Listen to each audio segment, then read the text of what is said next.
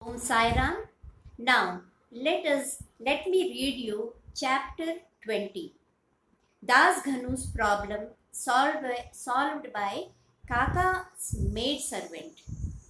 In this chapter, Hemadpant describes how Das Ganu's problem was solved by Kakasaheb Dixit's maid-servant. Preliminary. God was originally formless. He assured a form for the sake of bhaktas. With the help of Maya, he played the part of an actor in the big drama of the universe. Let us remember and visualize Shri Sai. Let us go to Shirdi and see carefully the program after the noon Aarti. After the Aarti ceremony was over, Sai used to come out of the masjid and stand on the edge distributing udi to the devotees with very kind and gracious and loving looks. The bhaktas also got up with equal fervor, clasped his feet, and had the bliss of udi. Baba passed handfuls of udi into the palms of the devotees and marked their forehead with udi and with his own hands. The love he bore was there in his heart, was boundless. Then he addressed the bhaktas. "O Bhau, go home to take your lunch. Oh, you Anna, go to your lodgings. You Bapu, enjoy your meal." In this way, he accosted each and every devotee and sent them home. Even now, you can have the pleasure of these sights. If you bring into play your imagination, you can easily understand the Leela of Sai, and we have already gone through these Leelas, which made me read out these recitations for our devotees. This is the happiness that I want to share of the Sadguru in my life. Now, bringing Sai in our mental vision, let us meditate on him from his feet upwards to his face, prostrating before him humbly, lovingly, and reverentially. Isha Upanishad. Das Ganu once started to write a Marathi commentary on the Isha Upanishad.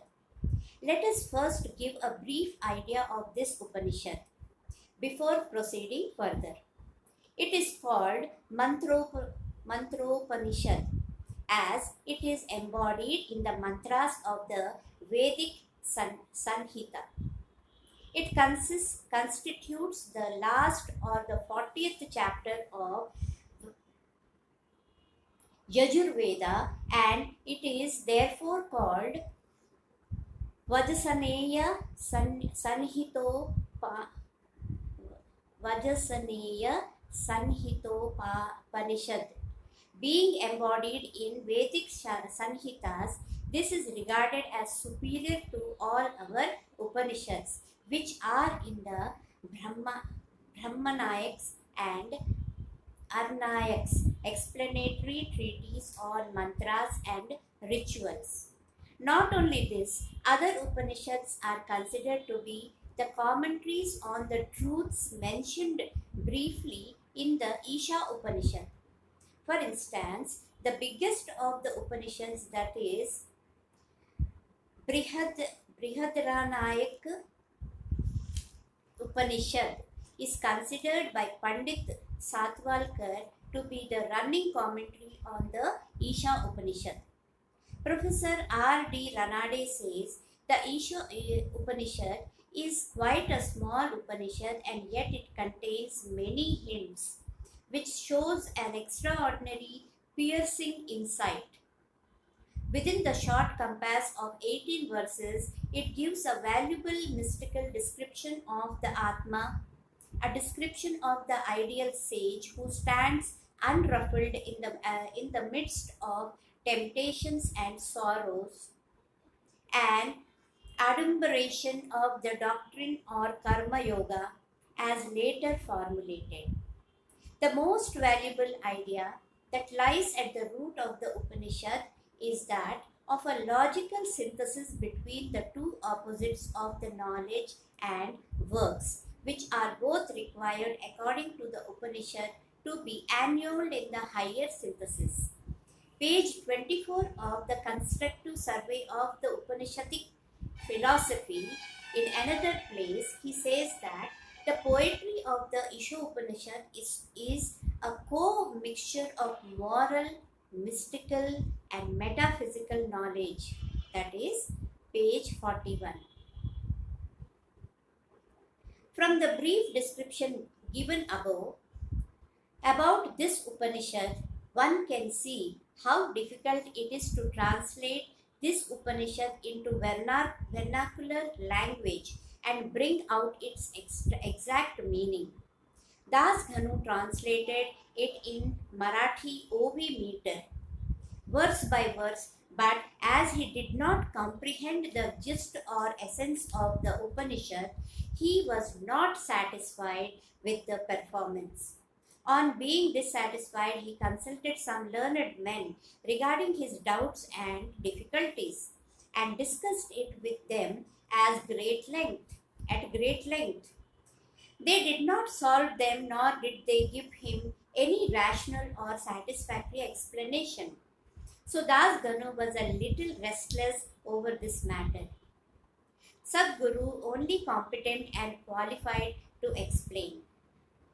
As we have seen, this Upanishad is the quaint essence of the Vedas. It is the science of self-realization. It is the weapon which can rend asunder the bondage of life and death and make us free. Therefore, he thought that he who has himself attained self-realization can only give him the truth and correct interpretation of the Upanishad. When nobody could satisfy Das Ganu, he resolved to consult Sai Baba about this. When he got an opportunity to go to Shri, he saw Sai Baba prostrated himself before him and mentioned his difficulties about the Isha Upanishad and requested him to give the correct solution. Sai Baba blessed him and said, "You need not be anxious. There is no difficulty about the matter. The maid-servant of Kakasaheb Dixit will solve your doubts at Vile Parle on your way to home." The people who were present there and heard this thought that Baba was joking and said, "How could an illiterate maid-servant solve the difficulties of this mystic nature?" But Das Ganu thought otherwise. He was sure that whatever Baba spoke must come true, as Baba's words was the decree of the Brahma, that is Almighty. Now let us see the story of Kaka Mahajani's maid-servant. Fully believing Baba's words, he left Shirdi and came to Vile Parle, a suburb at Mumbai, and stayed with Kakasaheb Dixit.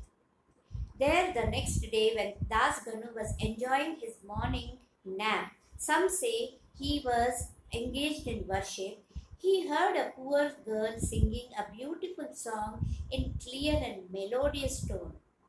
The theme of the song was a crimson-colored sari. How nice it was, how fine was its embroidery, how beautiful was its borders, etc. He liked the song so much that he came out and saw that it was being sung by a young girl, the sister of Namya, who was a servant of Kakasaheb Dixit.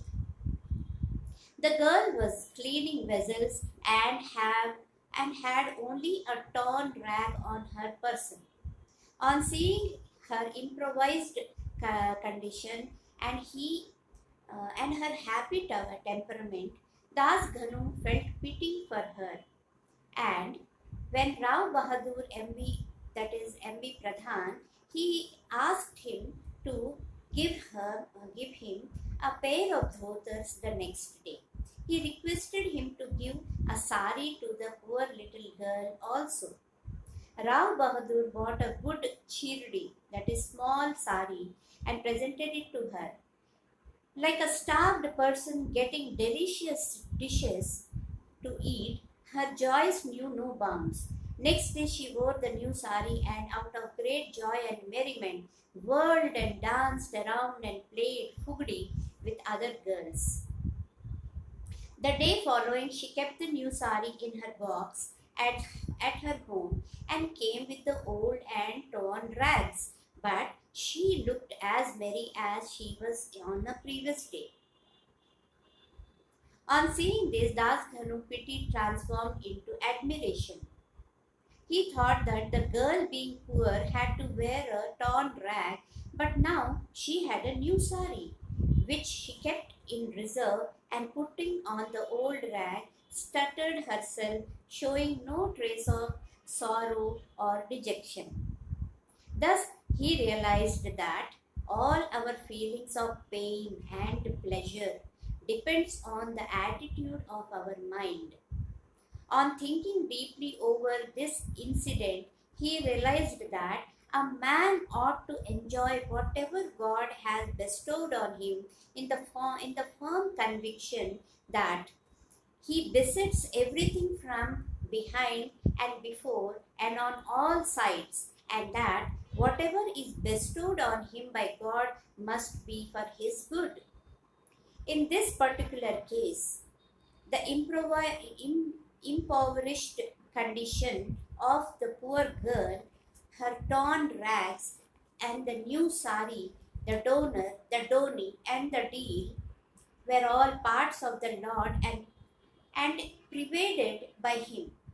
Here, Das Ganu got a practical demonstration of the lesson of the Upanishad, the lesson of contentment with one's own let with the belief, one's own lot with the belief that whatever happens is ordained by God and is ultimately good for us. Unique method of teaching. From the above incident, the reader will see that Baba's method was unique and varied. Though Baba never left Shirdi, he sent some to Machindragarh, some to Kolhapur or Sholapur for practicing sadhanas. To some he appeared in his usual form, to some he appeared in waking in dream states, day or night, and satisfied their desires. It is impossible to describe all the methods that Baba used in imparting instructions to his bhaktas. In this particular case, he sent Das Ganu to Vile Parle, where he got his problem solved through the maid-servant. To those who say that it was not necessary to send away Das Ganu and that Baba could have personally taught him, we saw that Baba followed the right or the best course, or how else could Das Ganu learn a great lesson? Now we close this chapter with beautiful extract from this Upanishad, the extract of Isha Upanishad. One of the main features of the Isha Upanishad is the ethical advice it offers, and it is interesting to note that the ethics of the Upanishad are definitely based upon the metaphysical position given in it. The very opening words of the Upanishad tell us that God pervades everywhere or in everything. As a corollary,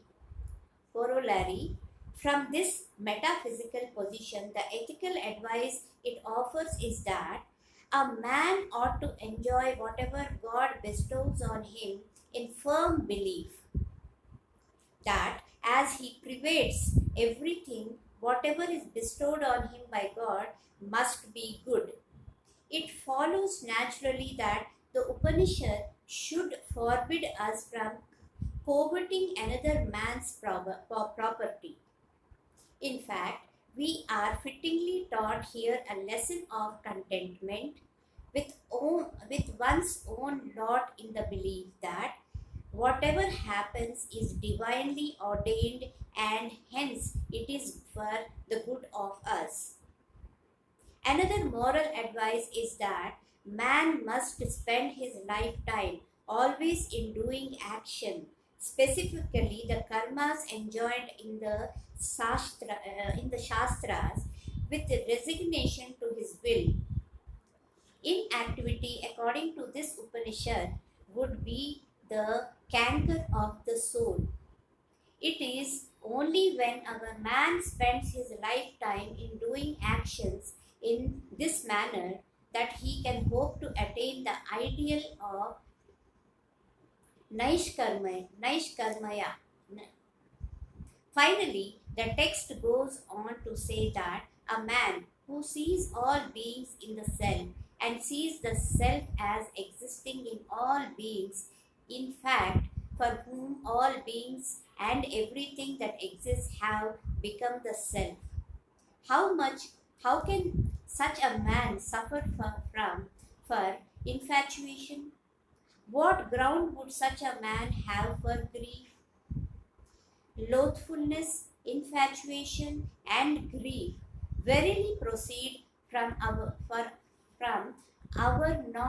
not being able to see the Atma in all things. But a man who realizes the oneness of all things, for whom everything has come the self, must ipso facto cease to be affected by the common foibles of humanity. That is, page 169 170 of the creative period by Messrs. Belvarkar and Ranaldi. So, we have quoted these page numbers from the creative period by Messrs. Belvarkar and Ranaldi.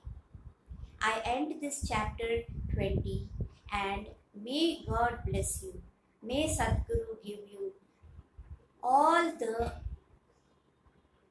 peace, all the happiness in this world. Bow to Shri Sai, peace be to all. Please like, share, support and subscribe if you really like my English recitation. Thank you.